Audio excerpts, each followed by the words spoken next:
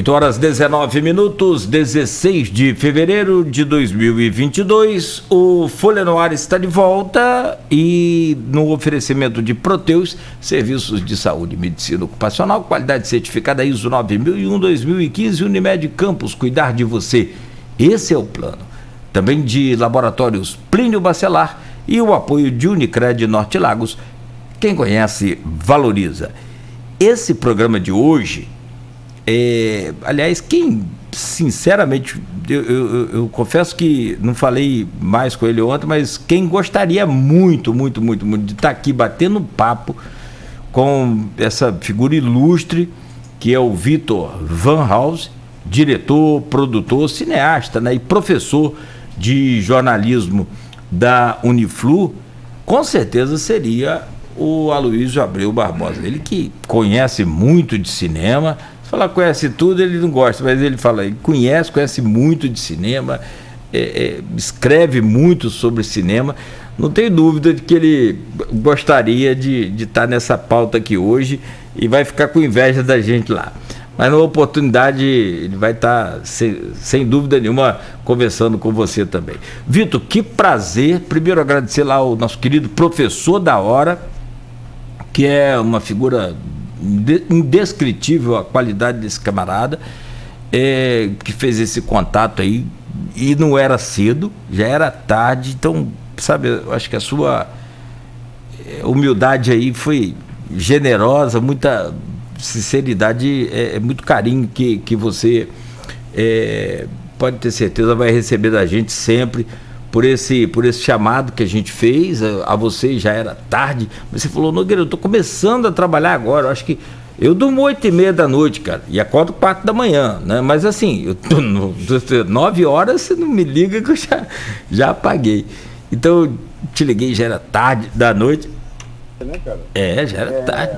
Você que dorme cedo, que acorda muito cedo. Cara, você tá indo dormir, eu tô indo. Você tá indo dormir, eu tô indo começar a trabalhar. Começar a trabalhar, é legal. Aliás, uma vez eu fui antes de a gente trazer o seu bom dia definitivo aí pra gente rolar essa pauta, a gente fez um show pra Continental, que é a alma aqui da Folha FM, a Rádio Continental AM, do Grupo Folha da Manhã, e aí a gente migrou pra FM. Os 50 anos da Continental, foi muito bacana que a gente conseguiu um show com o Elimar Santos, conseguiu fazer um show com ele, chovia muito e tal. Rapaz, eu fui ligar para Elimar 9 horas da manhã, depois assim, essa hora, para ele entrar ao vivo na rádio, na véspera do show. A assessora dele falou, 9 horas da manhã? Você quer falar ao vivo com o Elimar?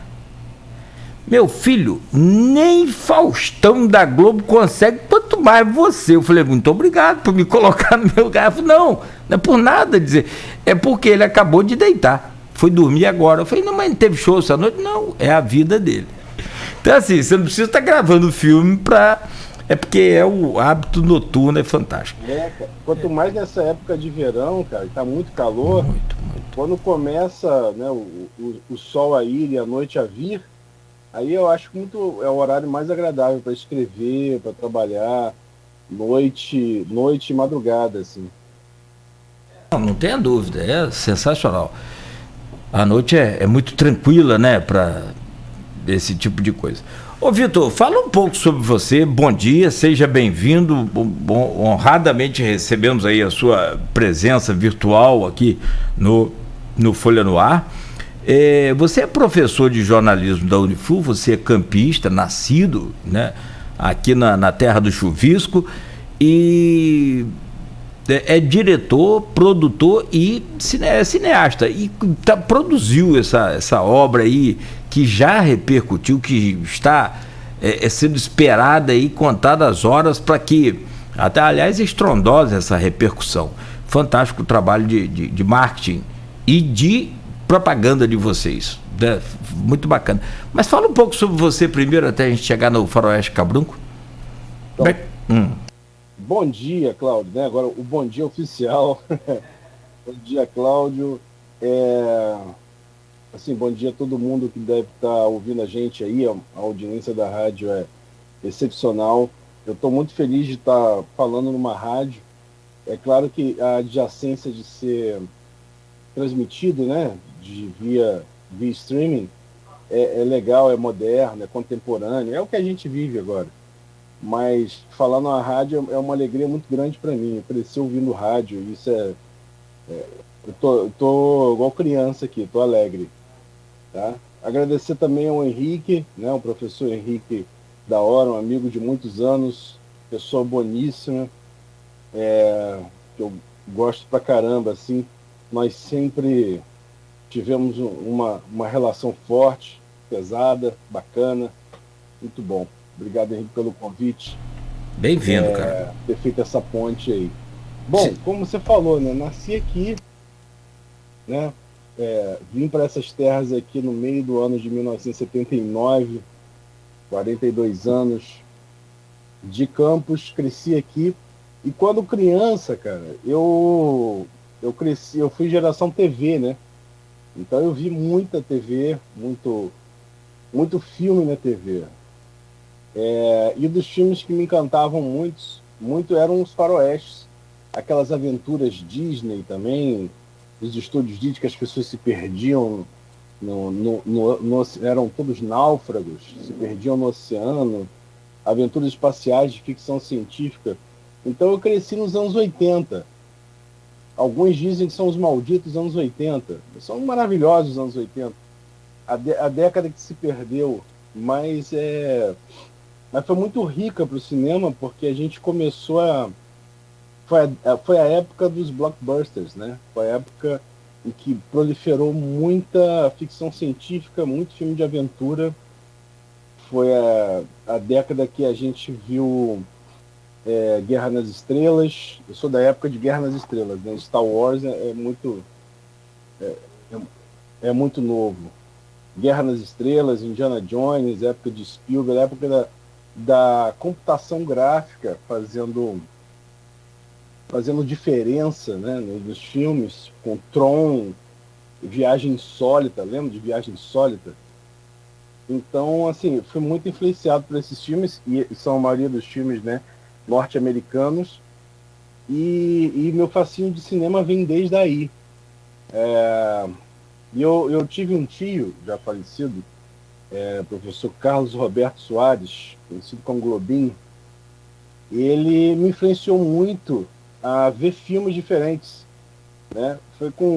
Foi dele a primeira vez que eu ouvi falar de Stanley Kubrick e com O Senhor Fantástico, um filme com Peter Sellers, né? Então, assim, a gente conversava bastante sobre cinema, e aí eu fui vendo outros tipos de filmes, e aí também na época, na televisão, eu via os faroestes espaguetes, que eram o Trinity, com Bud Spencer em Tennessee Hill, e vi o clássico dos clássicos, né? Três Homens em Conflito, que é o nome desse filme aqui somente no Brasil, que no mundo inteiro se conhece como O Bom, o Mal e o Feio, The Good, The Bad, The Ugly, que é o terceiro filme do Sérgio Leone, que faz essa trilogia dos dólares, né? Por um punhado de dólares, por uns dólares a mais, aliás, é o favorito, e o Bom, o Mal e o Feio. E você estava até falando antes do intervalo, né, do Lee Van Cleef. O Lee Van Cleef, que um ator de vários westerns, assim, com aquele bigode icônico, antes até sem bigode, depois com bigode, que fez muito mocinho, que é aliado até do Clint Eastwood por uns dólares a mais, mas que se eternizou como um grande vilão, né? E eu faço até um mau paralelo. É mau paralelo porque a gente não deve comparar muito, né? Um ator brasileiro chamado Wilson Grey. Lembra de Wilson Grey? Sim, Wilson sim. Grey, cara que mais fez filmes no mundo. Mais do que Christopher Walken. Então, e aí eu sempre vi muito faroeste, muita coisa. Quando eu tive, né, aqui na cidade, ainda morando aqui, jovem, eu fui cursar Escola Técnica Federal, hoje IF, e lá eu comecei a trabalhar e fazer teatro, e aliando isso, a minha paixão por tecnologia. Eu me formei lá em eletrotécnica. Então eu aliava sempre a questão da tecnologia com o cinema e com as artes. E aí era muito difícil de você fazer cinema aqui, naquela época. Assim, não tinha abertura, não conhecia ninguém que fazia. Foi então que eu fui fazer vestibular para o Rio de Janeiro e passei para lá e fui estudar lá, no ano 2000. Estudei, me profissionalizei e fiquei 20 anos lá. 20 anos, 16 anos lá. No Rio, trabalhando com cinema, e aí eu comecei a dar aula de cinema também, na Escola Audiovisual Cinema Nosso, que é uma escola que é oriunda das pessoas que fizeram Cidade de Deus. Então foi montada toda uma grande equipe, né, de vários não atores e várias pessoas entusiastas do cinema na época do filme. Eu fui dar aula lá, trabalhei com muito jovem que hoje em dia está no mercado de trabalho. Eu sempre curti muito dar aula para jovens. Assim. E, a partir do convite de um professor, eu comecei a dar aula. E fui me especializando, me tornei professor especialista. E sempre aliei isso, né? A vontade de ensinar, de trocar, de aprender com todo esse processo de troca mesmo com jovens e de trabalhar no mercado. E fazer publicidade também. Enfim, passei por muitas áreas, assim. E me especializando sempre em montagem e direção. E aí que vem um pulo do gato muito interessante. Quando eu retornei para Campos, em 2016, em virtude do nascimento do meu filho, que é campista, nasceu aqui, eu voltei a ter como meta escrever. Eu estava longe do grande centro de produção, né, que era o Rio de Janeiro, que era São Paulo, e aqui eu falei, eu vou ter que escrever, voltar a escrever. Então, retomei minha condição de praticante da escrita cinematográfica, né, de roteirista, e, e aí você vai mexendo nessas energias do universo, né? Em 2019, um ex-aluno, né, o Alan Carvalho, me chamou para a gente fazer uma sala de roteiro. O que é uma sala de roteiro? É um local onde pessoas, né, roteiristas, se encontram para estudar obras de roteiro, ler roteiros e escrever. E assim, um ajuda o outro. Se juntou a gente logo no início o Pedro Amaro, que também tinha sido um aluno meu, e aí nós formamos o Trama, que é uma sala de roteiro que a gente vai se ajudando e vai construindo projetos. E no meio numa dessas reuniões eu falei assim, gente, eu tinha muita vontade de fazer um faroeste, né? Voltar assim a me divertir fazendo cinema e vontade de ter um faroeste no meu currículo, assim. Que eu gosto muito, muito, muito de filmes de faroeste, filmes de máfia, como Os Bons Companheiros, do Scorsese, e também um diretor que eu admirei muito, hoje em dia é um pouco menos, o Tarantino, que também fez faroestes, o próprio Sérgio Leone, o Sérgio Corbucci, também da Itália. Vamos fazer? Aí ele falou, vamos. Aí eu comecei a escrever, botar as ideias no papel. No meio desse processo de escrever esse faroeste, e era uma escrita por exercício, né? Uma escrita no meio de vários outros projetos. Né? Dentro da sala de roteiro, cada um é head, né? É líder de um projeto, e os outros colaboram. Então, cada um de nós tinha o nosso projeto, que a gente sempre vai marcando e evoluindo, reescrevendo, escrevendo, porque escrever significa reescrever. E aí, no meio desse processo, veio a oportunidade do edital da Fundação de Cultura de Campos. Né? Um edital que você, dividido em 3, onde nossa linha, né? O que mais se encaixava no que a gente podia fazer era o edital 2, com a apresentação ao vivo ou para apresentação gravada. E eu falei, vamos fazer uma apresentação gravada, então. E foi o que aconteceu. Assim, a gente fez o projeto, montamos o projeto, montei a equipe, terminamos o roteiro, submetemos, né, aguardamos o prazo do edital e fomos selecionados. E aí que a correria começou, assim, porque nós fomos selecionados em dezembro de 2021 para pré-produzir em dezembro, janeiro, filmar editar agora em fevereiro, né, aquela tal fase do projeto que a gente está montando o filme, e finalizar até março. Todos os meus colegas de cinema falaram, isso é loucura, não dá. E a gente está fazendo e vai dar, e vai ficar bonito. Tem que contar que fevereiro é covarde, né? Ele só tem 28 dias. Com carnaval no meio. Com carnaval, que diminui. Esse ano no fim, mas é um carnaval. Mas é um carnaval, não deixa de ser. É no fim para início de março, mas é assim, né? Porque no Brasil, não precisa falar, mas só para refrescar a memória, no Brasil, assim, semana de carnaval. Como assim semana de carnaval? Hoje é cedo, amor, o carnaval é só semana que vem. Não, amor, hoje é quinta de carnaval, já é sexta de carnaval. Então você começa a esquecer qualquer tipo de possibilidade de contar com algum contato, com alguma coisa.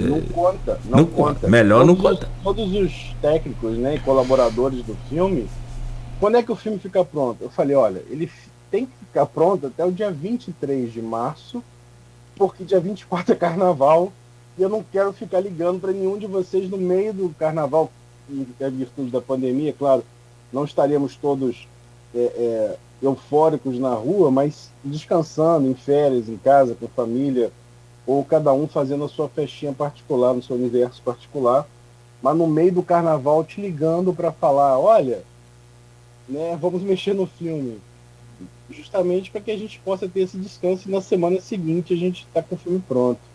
E até para pensar em questões de lançamento de trailer, como você falou da divulgação, impressão de cartazes, de pôsteres, tudo isso. Não, você falou 23 de março, 23 de fevereiro. É semana que vem. Eu falei março? Não, 23 de fevereiro. É semana que vem. Hoje é dia 16. De fevereiro, que é quarta. Não, então o filme vai até dia 24. Quinta-feira. Assim, eu gostaria que o filme tivesse todo pronto ali. Mas assim, a gente vai entrar, porque a gente está produzindo um documentário, que é importante falar, sobre o processo de fazer esse filme aqui. Porque existe o vírus do educador em mim, né? A vontade de explicar, de entender, porque no nosso set, eu acho que nós tínhamos 5 profissionais de cinema. Agora, nós tínhamos 30 cineastas se formando ali. Porque o projeto começou com 3 pessoas na sala de roteiro e agora são mais de 30 pessoas envolvidas, Cláudio. Entendeu? São 30 pessoas que em 3 meses estão fazendo um curta-metragem e se você contar com o documentário, um média-metragem, né? E a gente vai chegar a uns 50 minutos de documentário mais o resultado disso. O documentário vai mostrar como é que a gente faz um filme.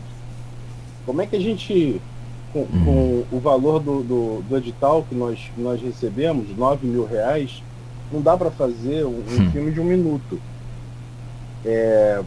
Mas a gente conseguiu fazer um curta-metragem que no roteiro, no projeto, eram para 10 minutos e agora na montagem está um filme de 20 minutos. Nós dobramos o filme, o tempo dele, mas não está chato não, gente, fica tranquilo, as pessoas que viram gostaram. 20 minutos? 20 minutos aí. Já achei curto. Porque eu não estou envolvido, né? Então eu quero só assistir, eu estou só na parte boa. Quero fazer. Mas é para te deixar com vontade de ver o 2. Exatamente, eu acho que aí vem aquela trilogia e por aí vai, não? Por aí vai, imagina. Então, cara. A gente faz 3 filmes, imagina se a gente faz 3 filmes, o terceiro vai se chamar O Cabrunco, O Lamparão e o Feio. O Cabrunco, o Lamparão e tem mais coisa aí, Lampeta, o Garrotilho. Garrotilho é muito boa, né, cara? Muito bom. Eita, você vai na baixa. Continuação. Vamos lá. O cara aqui, eu não quero ficar falando negócio de política, essa coisa, mas você falou em 9 mil. A gente sabe, essa verba não dá para você fazer. Coisa de qualidade você não consegue produzir. Como que é essa coisa a gente nunca teve a cultura assim valorizada no Brasil, reconhecida. O que é feito aqui é feito por talento, por garra, por sangue que vocês colocam aí para produzir um material de qualidade. né? A gente sabe, Campos tem tradição aí, até ontem, conversando com o da hora, ele estava lembrando aqui de grandes eventos que se passaram aqui, Escravizaura, Coronel Lobisomem, nossa mãe. E agora vem... Nas duas versões do Coronel Lobisomem tem o Tonico, né? Tem o Tonico. Ele participa das duas versões. E agora vem você produzindo aí nesses novos tempos em que a cultura está não só menos valorizada, como também atacada. E aí, ontem, lamentavelmente, perdemos aí um grande companheiro seu, cineasta, jornalista. Eu era fã daquele camarada. Gostava muito. Jabor. Fez grandes filmes, desde Tudo Bem, Eu Te Amo, com Sônia Braga, e a obra-prima que eu acho dele, né, que é a obra-prima, que eu Sei Que Vou Te Amar, com Thales Chacon e a Fernanda Torres. O filme é soberbo. Eu revi esse filme no primeiro ano de pandemia, em 2020. Assim, eu vi no Canal Brasil, assim, eu coloquei e tava passando. E aí eu tava deitado assistindo o filme, madrugada, né? Eu sentei, cara, na beira da cama, porque eu fiquei absorto, assim. Que é um filme muito bom, muito bom. E o Arnaldo se foi agora. É memória do cinema novo e tal. Mas diga lá, vai lá. Ele justamente tinha uma fala agora recente até dele, ele falou, é muito mais fácil você deixar de resolver os problemas de saúde, de educação, de economia, que estamos vivendo uma fase complicada de estagflação, mas não, e ele falava assim, é mais fácil você atacar a cultura, você esculhambar os artistas, do que resolver esses problemas. E esses, sei lá, esses últimos anos têm sido bem complicados, aí, mais complicados agora, né? Até aquele projeto que tem do governo federal, muito, muito questionado. Agora tem o secretário lá de cultura, que é o Mário Frias, também, não sei como é que... Bater na madeira aqui. Nossa, mãe. Cara, parece que, sabe aquele jogador de futebol que vira presidente de clube? Você já viu esse tipo de coisa?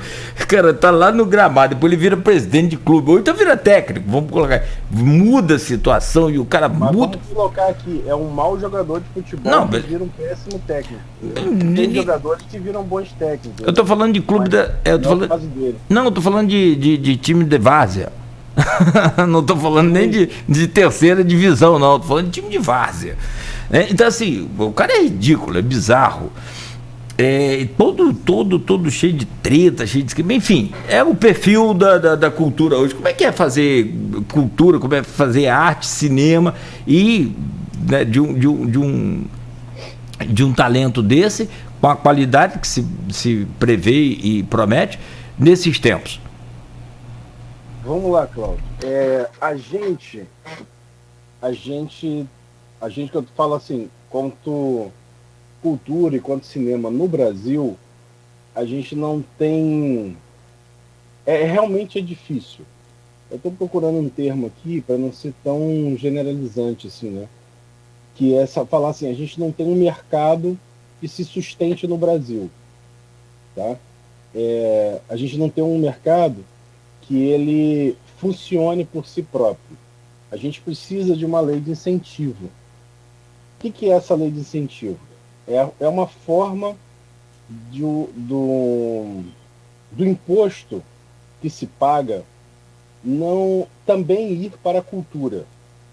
Tá? Então, esses são incentivos, são possibilidades que os governos federal, estadual e municipal criam para que possa haver investimento dentro da cultura. Porque a cultura, ela... tanto a cultura, principalmente o cinema, ela é tanto arte quanto indústria, né? Porque o que se faz dentro do cinema, mais até em questões de longa-metragem, é que ele se pague, o que é se pague, né? Todo mundo receba para fazer aquele filme, e aquele filme está levando cultura. E isso não é material, isso é imaterial. Levar o tipo de cultura de cada região do Brasil para as pessoas poderem ver e conhecer. Então existe esse tipo de incentivo. A gente tem, nos últimos anos, levado tiro de canhão a cada semana dentro da cultura em todas as áreas, né? Desde circo, teatro, música, cinema, dentro da literatura, com aquela ideia absurda de taxação de livros. Lembra disso, né? Então, todas as áreas estão sendo taxadas. Por quê? E aí vai, né, minha opinião. Você destruindo a cultura, você enfraquece o intelecto emocional, o intelecto, né, real do povo. E um povo enfraquecido intelectualmente é um povo dominado, né? Fazendo um simbolismo direto, né? Vira gado. Não só simbolismo direto com a questão federal, não, de serem gados e tal, mas você, até mesmo falando do Faroeste Cabrum, porque a gente tem um personagem que é o general, que ele toca o gado. Ele toca o gado como ele quer. Tem cenas no filme que mostra isso, né? Ele tocando o gado. E é assim que ele faz e domina a cidade. É assim que ele encara a cidade. São todos peões para o seu bel prazer. Então eu estou fazendo no filme, a gente tem essa questão, essa alusão tanto do macro quanto do micro, né? Porque a gente fala do maior, né, como diriam lá os russos, quanto mais regional a tua história, mais universal ela é. Então a gente está falando aqui de um pedaço pequeno, que é a terra que se passa o Faroeste Cabrunco, mas a gente está falando de uma situação que o Brasil todo passa, né? Alguém detentor do poder, né, do poder do mando e do desmando, comanda as pessoas com o que elas vão comer, quando elas vão comer, quanto elas vão pagar e se elas vão comer. Isso é política, isso é cultura. E a gente, me repetindo aqui, a gente está sendo bombardeado por essa pseudo-pessoa aí, esse pseudo-secretário de cultura aí, o Mário Frias, a todo momento. Ele não está no comando de nada, ele está no comando das vontades dele apenas. Recentemente a gente teve uma reformulação da Lei Rouanet, que é assombrosa. Inclusive, nós tivemos um comentário de um hater no filme, dentro das redes sociais, eu não consigo identificar ainda qual, dizendo que a gente levou dinheiro da Lei Rouanet para fazer o filme, e que o Tonico tinha levado dinheiro da Lei Rouanet para fazer o filme. Uma barbaridade. E aí a gente, né, nossa equipe e tal, pessoas da equipe até falaram, a gente está tendo hater, então está sendo legal o filme. Hoje em dia ter hater é fazer um certo barulho, né? E não tem nada a ver isso, nada a ver isso.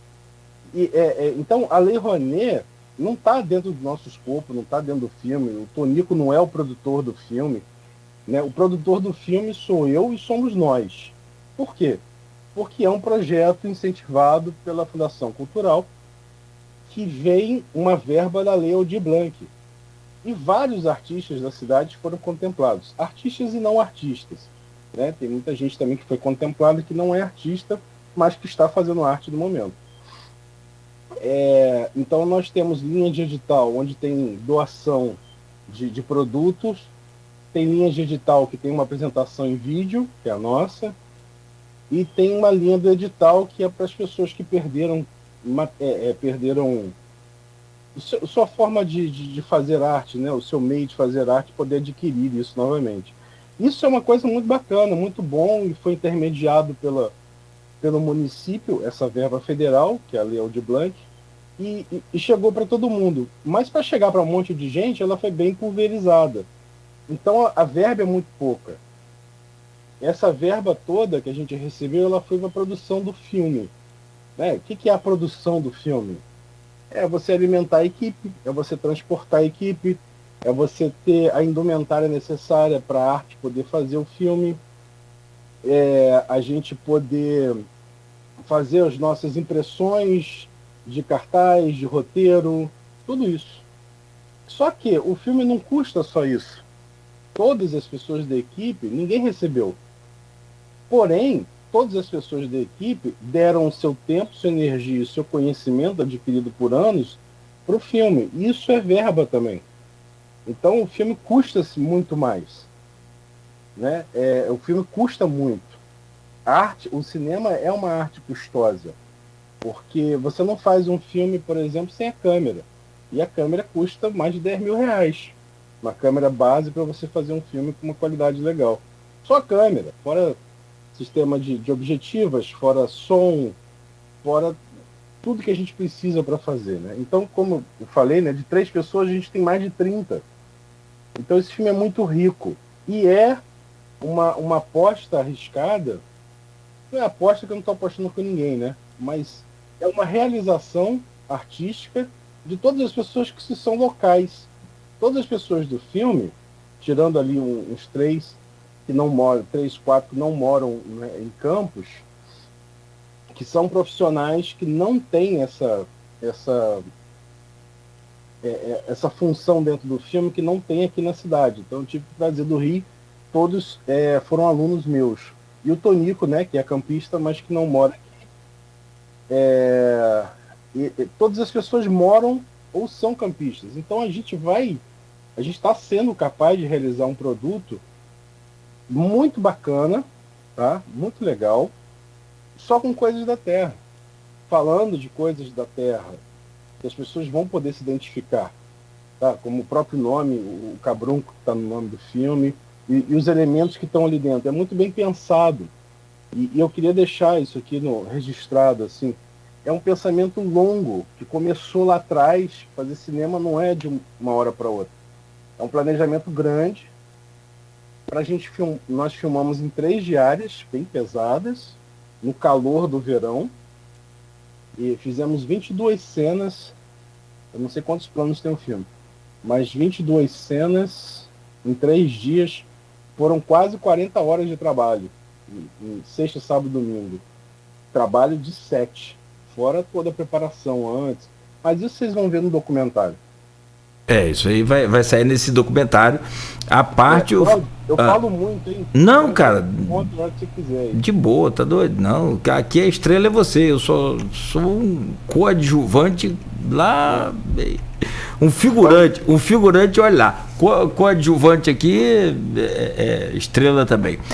Ontem eu conversava com o Da Hora, que já, né, coisa tá cansado lá também, então conversando. Ô, Cláudio, alguma pergunta ao Victor? Ou você gosta de ser chamado de House? Esse nome é holandês, esse sobrenome é holandês, né? Van House. Van House.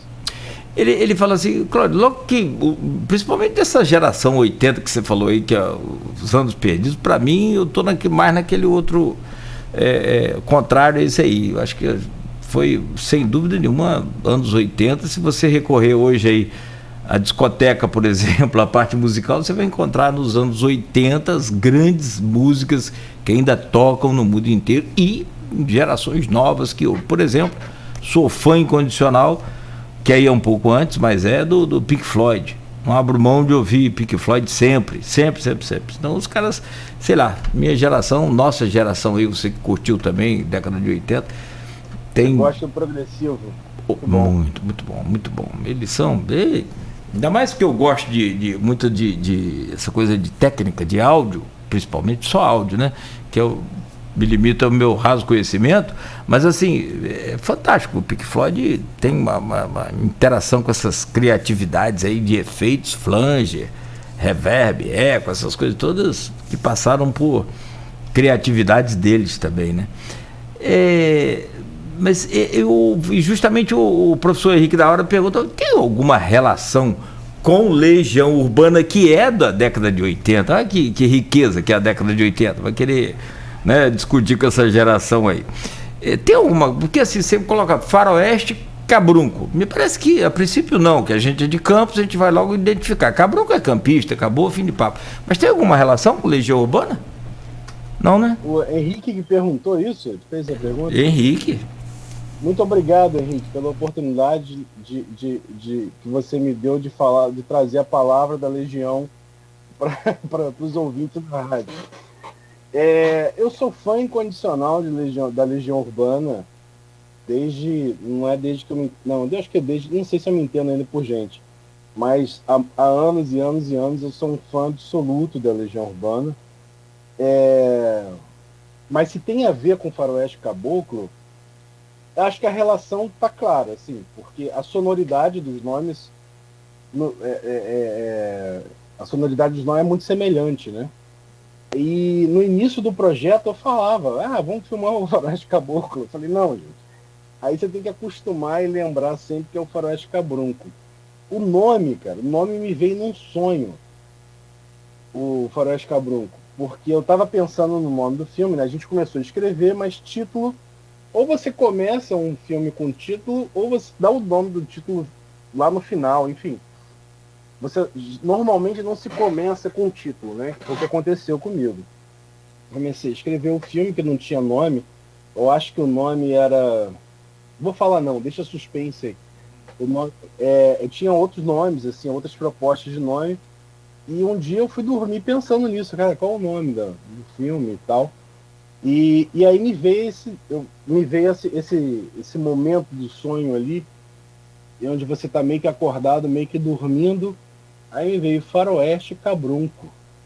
Porque já tinha uma fala no filme que chamava o Peregrino, que é o nosso personagem que vem, o nosso justiceiro, ele já era chamado de Cabrunco no filme. Não chamavam ele necessariamente Peregrino, chamavam ele de Cabrunco, como uma fala mesmo de western.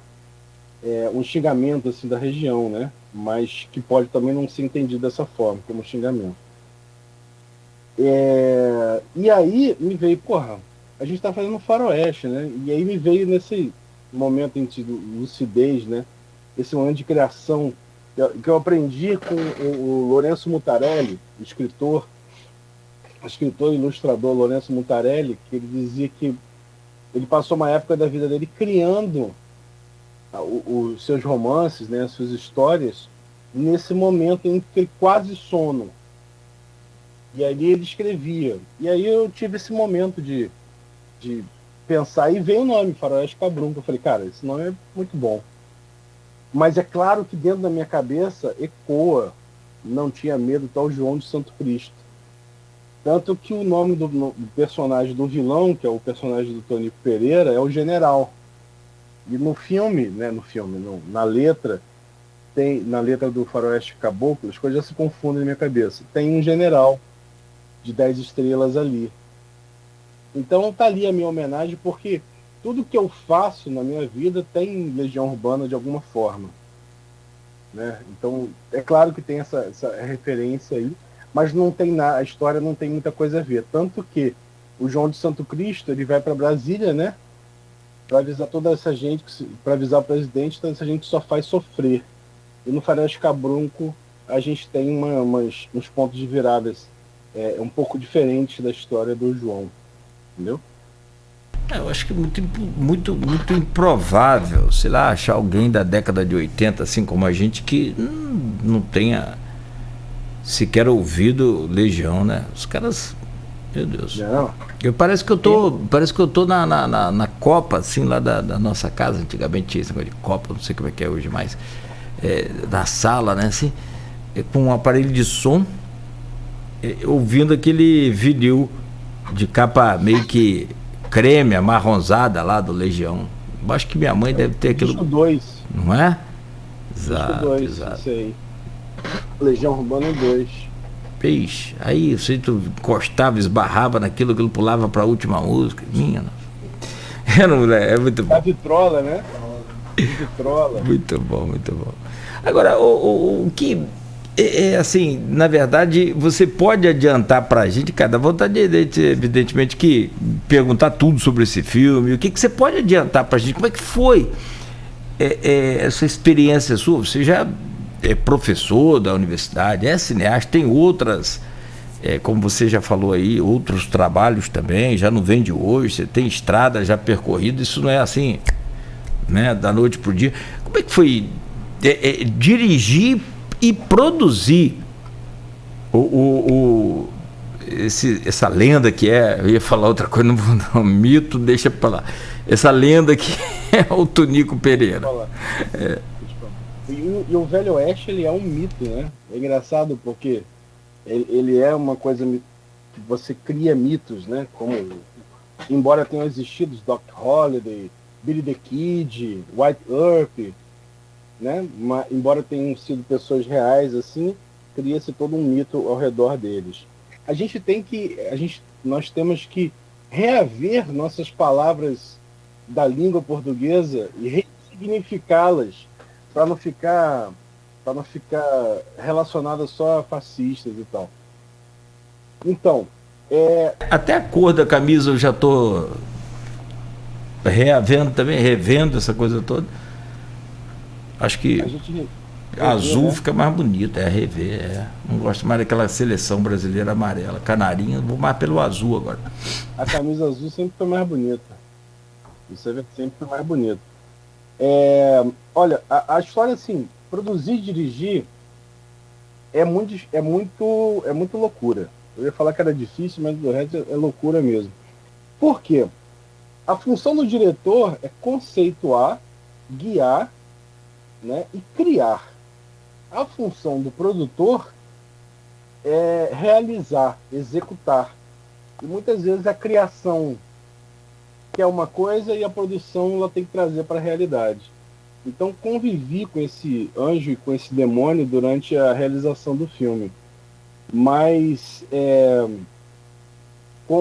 claro, com a experiência que eu tenho de alguns anos já, consegue separar um pouco daqui e dali. Por que eu estou falando isso?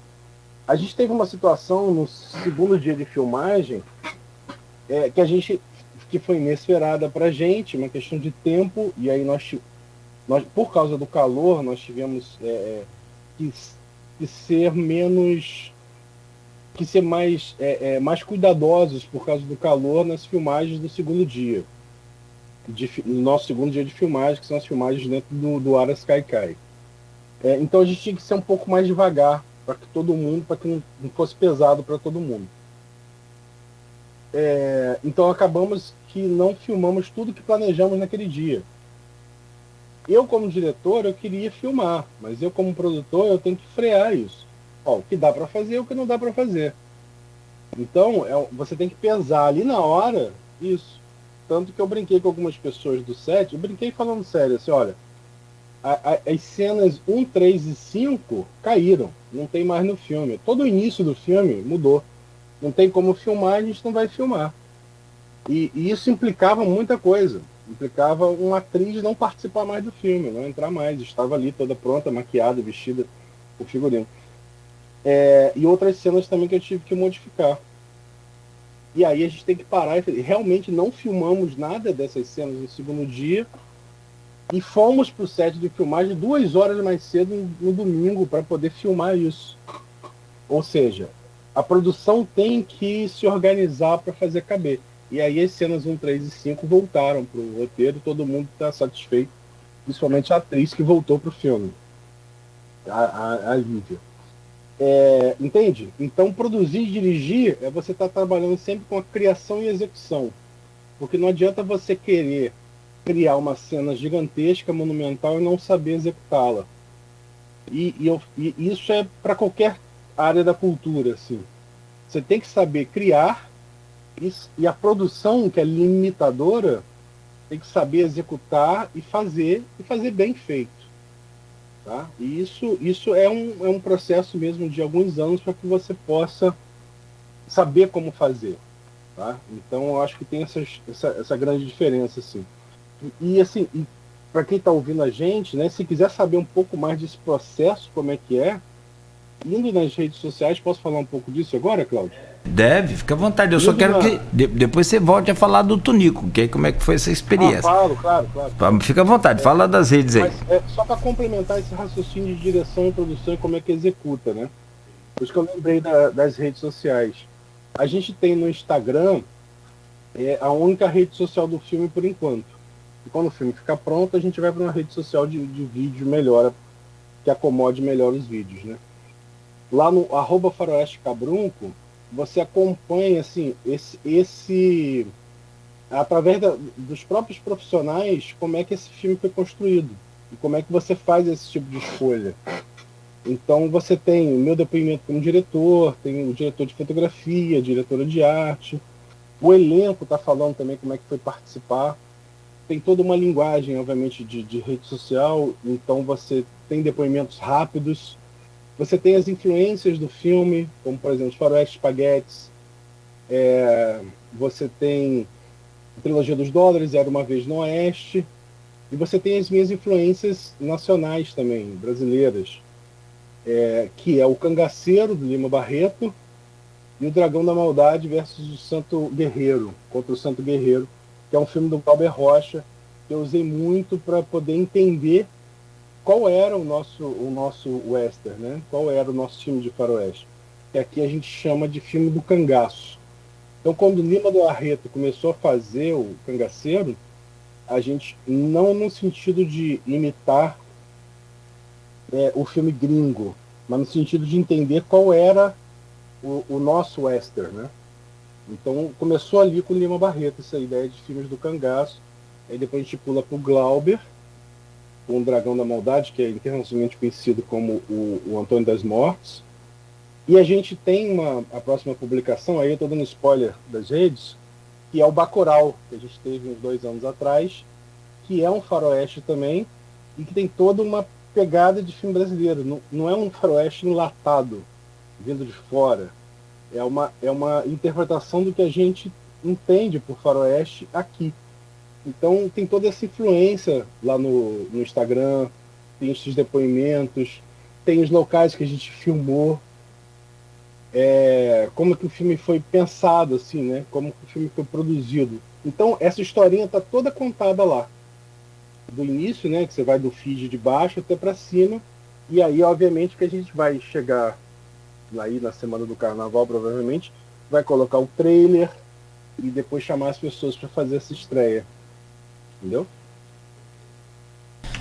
Então legal, assim, acompanhar a rede, assim, tá bem legal. Imagina. Do Mozart, do Jardel, da Ludmilla. Mozart, tá bom. Muito legal. Bom, muito bom. Pessoal, e pelo que você conversava ontem comigo, o resultado também muito bacana, né? O feedback aí muito bom. Né? Muito bom, Cláudio. Assim, eu fiquei hiper surpreso, porque na semana do filme, na semana da gravação, de produção, eu recebi, tipo, para lá de 50 mensagens, 40, 50 mensagens de pessoas querendo ajudar e participar do filme. Sim. Cara, isso foi sensacional. Poxa, como é que eu consigo fazer uma figuração? Né? Eu queria colocar minha filha no filme, como é que é? As pessoas oferecendo serviço também. Né? Poxa, eu filmo com meu equipamento, eu sou câmera. Legal. Então, isso foi incrível, cara. Eu só consegui responder as pessoas na semana seguinte. Uma delas entrou no filme, o Michael, que ele fez contato com a gente, e eu falei assim, cara, vem trabalhar com a gente, é possível você fazer e tal. E ele veio trabalhar e tá no filme, entendeu? Através do trabalho lá do @faroeste cabrunco, de divulgação, e as pessoas foram falando, foram divulgando. E uma história muito legal foi quando a gente foi gravar uma das últimas cenas, no terceiro dia. Uma das pessoas que estavam ao redor desse, não vou falar o cenário qual que aí é um spoiler do filme. Uma das pessoas que estavam ali ao redor, ela quis tirar foto com o nosso ator, o Renato, e ela sabia o que a gente estava gravando, Cláudio. Ela falou, isso aí é pro Faroeste Cabrunco? Cara, na rua aqui, em Campos, sabe? Na região central. No dia seguinte, quando o Tonico Pereira foi embora, estava na frente do hotel, a gente se despedindo ali e tal, e aí passou uma pessoa para tirar foto com ele e falou, do filme, né? Do Faroeste Cabrunco. Cara, a pessoa estava passando na rua, sabe? Identificou o filme, assim. Cara, em Campos tem gente querendo ver coisa de audiovisual, querendo ver filme, querendo ver arte, sabe? Teatro, querendo ver música. Não só música, né? Essa questão de fazer show, assim. Mas a gente tem muita gente querendo participar e fazer isso aqui, sabe? Ver filme. A gente pode produzir isso daqui. Me empolguei agora, Cláudio. Falando dessas histórias aí. Muito bom. Rapaz, você sabe o que Beto descobriu? Beto é nosso parceiro aqui, nosso braço direito aqui. Fala aí, Beto, beleza? Beto aí. Ele Você é produtor, diretor, editor, ele é meio atrapalhador. Nada, cara, sem ele a gente não faz nada aqui não. Aqui eu quero, sei que ele descobriu aqui que como a gente sabe que as redes sociais elas são assim de perfis macro e micro geográfico.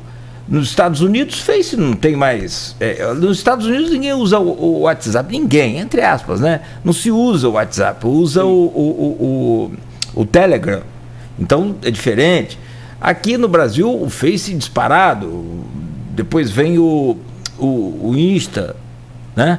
Aí vem o YouTube, depois vem o TikTok. No Japão se só dá TikTok, enfim, até porque é criado lá. Aí o Beto mexendo aqui, falou, Nogueira, olha isso aqui. A pessoa me chamou assim e mostrou. A interatividade aqui no YouTube é uma das mais bacanas que a gente já teve aqui.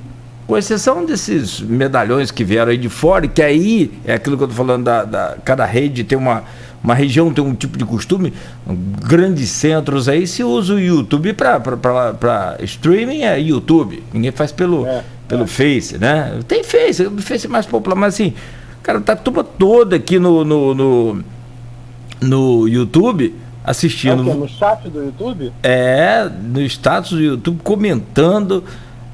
Empoderáveis da vida real, Chechel Maurício, Jonas Defante. Esse Jonas Defante é do IFE. Ele é do IFE, menino, é um maquiador. Moleque bom. Moleque no bom sentido, né? Menino bom. Moleque bom mesmo. Moleque bom Mesmo, garoto. Cabrunco de sujeito legal. Garrotilho bom, como diz aqui. Jonathan Mosquito, e aqui, muita gente, muita interatividade aqui. O Jonathan é o nosso ator, ele faz o Lamparão no filme. Ah, é? Aí, que legal. O Lamparão. Lívia Prado, muito bom fazer Nossa parte. Chica. Tem aqui o Moza também, né? Moza, nosso diretor de comunicação, amigo meu, professor, né, colega também dentro de jornalismo.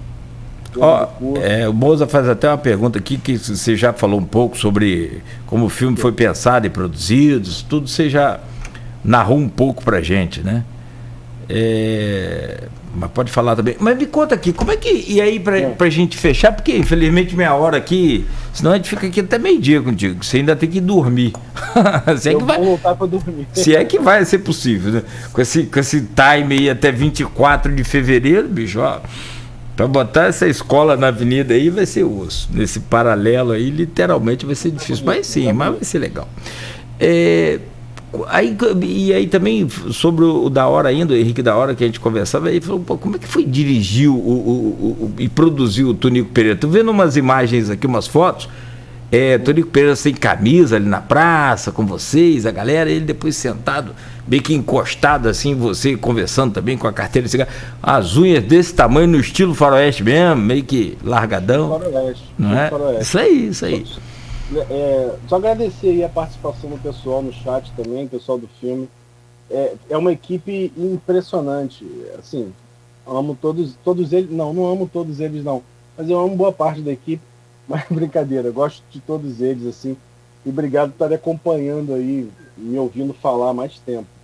E aí eu queria deixar um recado para minha nutricionista também, que eu pareci com um copo da Coca-Cola, mas não é Coca-Cola não, tá? É água. Não tô fazendo bobagem essa hora da manhã, não. É água. Você tá aí, você igual bicho, você igual marca de batom, velho. Não, cara, melhor deixar quieto. O café esfriou, aí eu passei pra água. Passou pra água. Vamos lá, o Tonico, cara. O Tonico, ele era uma vontade minha de trabalhar com o Tonico de muito tempo. Porque o Tonico, ele me lembra, ele pode ser, né, ele assistindo isso, vou mandar o link para ele. Ele vai ficar meio chateado, não sei. Isso eu não falei para ele não, tô dando em primeira mão aqui. Eu acho ele o nosso Bruno Ganz. Quem é?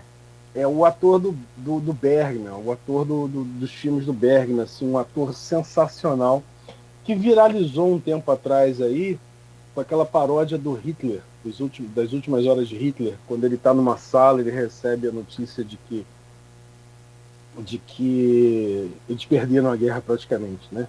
E aí ele fica pé da vida e tal. O Tonico é um ator extraordinário, né? É um ator impressionante, é impressionante. Não o conhecia pessoalmente antes do filme, mas apenas conheciam, né, como a maioria das pessoas, através dos seus trabalhos e por causa também da rede social, através das redes sociais, que ele sempre aparece lá para falar uma poesia dele, para falar um pensamento. Eu falei, um dia eu ainda quero trabalhar com o Tonico. Escrevendo o roteiro, escrevendo aquele general, eu falei, eu acho que aqui é um personagem para o Tonico. Eu acho que ele vai entender quem é esse general, quem é esse cara que é a representação do poder na cidade, né? Porque ele vem do interior, ele vem daqui, né, de Campos, então ele deve ter isso na como memória, né, como o trabalho do próprio ator e como ele já falou também algumas vezes em entrevistas, como foi o personagem do Sítio do Pica-Pau também, sabe? Aquele personagem está dentro dele, ele vive aquilo. E aí, através de um produtor de elenco, eu consegui chegar no Tonico e apresentar o projeto, né? O projeto que a gente chama de Bíblia, que é um projeto onde você diz tudo sobre o filme. Ó, como é que vai ser esse filme? Você apresenta esse projeto. Que, obviamente, antes de filmar, você não tem filme nenhum, né? Você tem ideias no papel. Aí mostrei para ele toda a linguagem, toda nossa proposta, nosso objetivo, o que a gente ia fazer e quem era o personagem dele. Ele gostou do projeto e pediu para ler o roteiro. Aí enviei o roteiro para ele, ele gostou do personagem. Aí a gente começou a fazer nossas negociações, porque... Estou me ajeitando aqui. E a gente chegou num acordo de participação para ele, e eu fui atrás desse patrocínio para o Tonico. Né? Por quê? Trazer o Tonico envolve transporte, envolve hospedagem, envolve uma série de coisas que eu precisava produzir isso. E eu não tinha verba em caixa da lei, do nosso prêmio, para fazer isso. Então eu tive que me mexer e me virar para poder viabilizar isso. Viabilizado esse processo, né, de contratação do Tonico, a gente começou a conversar. Telefone, no nosso horário, tá, Cláudio? 11 da noite, 10 da noite. A gente começou a conversar e falar sobre o filme, comecei a mostrar para ele o que era o personagem e tal. Inclusive, ele tava com um barbão, né? Que é o barbão que aparece no filme. Aí ele falou, poxa, eu queria tirar essa barba, fazer o personagem com as costeleiras. Eu falei, não, Tonico, deixa essa barba. E aí foi um motivo... Por que eu tô contando essa história? Porque no último dia de filmagem, quando ele terminou as filmagens dele, veio um barbeiro para tirar a barba. Ele estava louco para tirar aquilo no próprio nossa base de produção, no set, que foi lá na JCI, né? Lá no centro de Campos, no edifício Pioneiro. E aí ele tirou a barba lá mesmo e ficou de bigode. Então, e aí o Tonico veio, eu falei com ele no dia que ele chegou um dia antes da filmagem, e nós nos encontramos no primeiro dia de filmagem. Nós fomos pro set conversando. E ali, cara, o entendimento foi incrível já entre a gente. A gente conversou como não vou dizer como velhos amigos, que eu estou forçando a barra, né? Como novos amigos. Como se deve conversar mesmo, sabe? Com as pessoas. E falamos de várias coisas sobre campos, sobre história, sobre situação da cultura no país. E a gente foi filmar. A primeira cena era ele sozinho, e as cenas seguintes, né, do resto do dia e do dia seguinte, ele gravou com a gente 2 dias. Nós gravamos 3, ele gravou com a gente 2 diárias. Ele foi uma pessoa incrível pra gente no set. Tá? Tanto esses papos de entrevista, realmente foi verdade. Assim, um ator e uma pessoa muito generosa, em que ele, obviamente, com mais tempo do que eu de profissão, né, de profissional, um profissional que fez muita coisa, eu como diretor, eu conseguia conversar com ele assim. Ele se colocou como ator, colocou pra gente, tipo, a gente pode fazer assim, contribuiu com o filme, contribuiu com uma fala pro filme, que não estava no roteiro, trouxe experiências dele, foi riquíssimo. E uma das coisas que eu mais gosto na nossa profissão de trabalhar com filmes é trabalhar com ator. Eu adoro dirigir atores, assim, e para mim foi incrível, real, assim, trabalhar com ele no set, sabe? Porque quando você dá voação, Cláudio, ele se transforma, ele é outro, ele é um atorzaço, assim, que tem uma energia que o cara faz a cena, assim. E aí você dá o corta, ele volta a ser tonico, volta a brincar, volta a conversar. Vão repetir na mesma hora. Ele foi repetir. E uma coisa que eu não poderia deixar de falar aqui, de como eu imagino, né? E conversando com os atores, eles falam isso, como foi rico para os nossos atores aqui da cidade, como o Jonathan e a Lívia e o Renato, que são atores que estavam no set, assim, além de todos os outros atores coadjuvantes e figuração, ver o Tonico trabalhar e trabalhar diretamente com ele. Entendeu? Isso foi, assim, para eles e para mim foi uma experiência muito, muito tocante. O Jonathan, a gente conversou algumas vezes e eu falei, Jonathan, porra, tu tá fazendo um filme aqui, cara, em Campos, contracenando com o Tonico Pereira, mano. Né? E isso, assim, é uma experiência que o filme e todo esse processo que eu te falei de meses pôde proporcionar para aquela galera que estava ali. A figurinista, porra, ter que vestir o Tonico, sabe? Pensar em roupa. Eu dei uns trabalhos para ela também, que ela ficou brava comigo de ter que ir no shopping faltando 20 minutos para fechar para comprar roupa. Então, tem essas coisas do filme assim, que são histórias que a gente vive nos bastidores e que eu acho que foi rico para todo mundo, sabe? Foi uma experiência muito legal para mim e aqui eu vou tomar a frente e falar em nome do filme para todo mundo que participou. Não tenho dúvida. Cara, aqui são 9h21. Já passamos 20 minutos. Seguramente depois eu vou. Eu falo muito, né? Não. Você fala o suficiente para seguramente agradar a gente. Mas eu, além de te agradecer muito e já me tornar seu fã aí, como você disse, novos amigos. Espero que você me coloque aí nessa relação aí, pelo menos de novos fãs.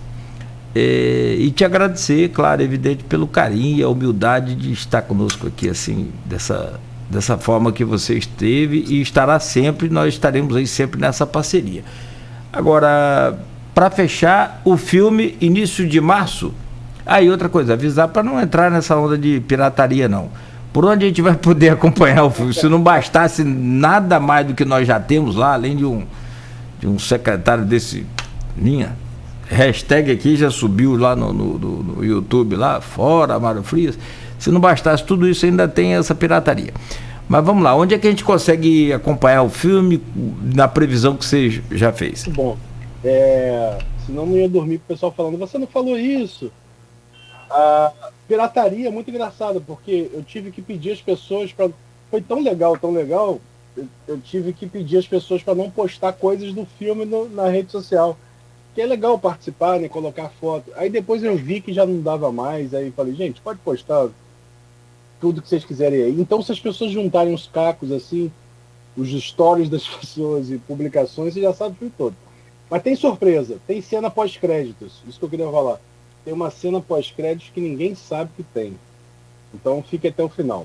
Sobre a estreia, vou falar duas coisas. A gente tem o filme pronto em março, tá? Início da semana de março, eu não tenho a data ainda. E a gente está procurando fazer uma estreia no cinema. Eu estou querendo muito fazer a estreia desse filme, uma van premiere, assim, sabe?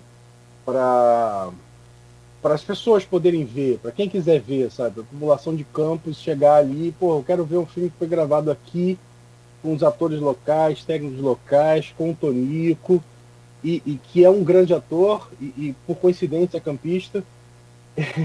E assim, então eu estou em busca de fazer essa premiere. Para fazer essa premiere eu preciso de apoio. Então, se algum empresário campista quiser fazer uma premiere desse filme no cinema, no Kinoplex, no Cine Araújo, procura a gente, @faroestecabrunco, e no Instagram, ou faroestecabrunco@gmail.com. porque viabilizar esse filme no cinema é um sonho. Eu acho que a equipe toda tá correndo para a gente poder fazer isso. Aqui eu jogo uma cantada, se a Folha quiser ajudar a gente, eu ir para fazer essa premiere também no cinema. Eu acho que ia ser muito legal. Trazer o Tonico, é claro, para essa premiere e fazer um tapete vermelho para ele, que é um cara ilustríssimo da cidade, eu acho que merece, e todo mundo da equipe desse filme merece, menos eu, porque o problema é sempre meu, a culpa é minha. É uma brincadeira interna do filme lá, que eles diziam que a culpa era toda minha. Mas então, cara, eu queria deixar esse recado, assim, ia ser muito legal se todo mundo pudesse, e a gente ter essa estreia na primeira semana de março. E uma outra coisa que eu não posso deixar de falar também, que o Cine Darcy, que é da UENF, também procurou a gente para poder passar o filme no Cine Darcy, na sala de cinema lá da UENF. Então eu estou viabilizando isso também, para a gente fazer as sessões para as pessoas poderem ir assistir, conversar com o pessoal do filme, entendeu? É isso, cara. A gente está movimentando porque esse filme, a gente estreia agora em março, e aí o filme depois vai correr festivais, vai correr mostras no Brasil, no exterior, para a gente levar o Cabrunco para o mundo. Cara, eu tô falando com o dono do cinema aqui. Não te prometo nada. Não te prometo nada, absolutamente. Né? Mas se rolar, daqui a pouco a gente volta a se falar. Fechou? Pô, legal. Falou até uma lágrima assim, poxa.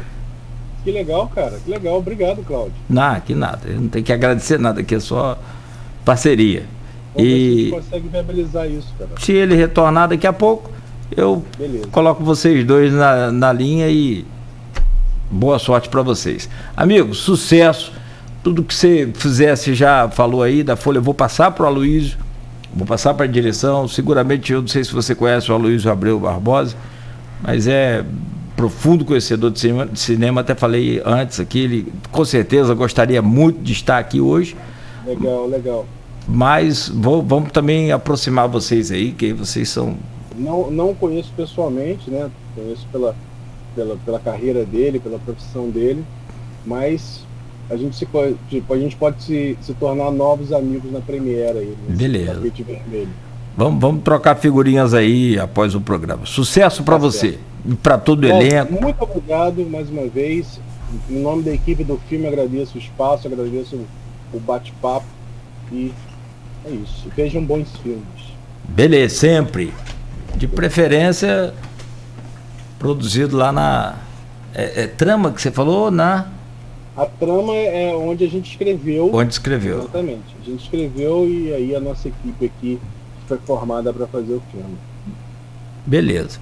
Um grande abraço, amigo. Sucesso para você e até breve. Gente. Obrigado a todo mundo que ouviu a gente aí. Muito obrigado. Valeu. Um abraço a todos.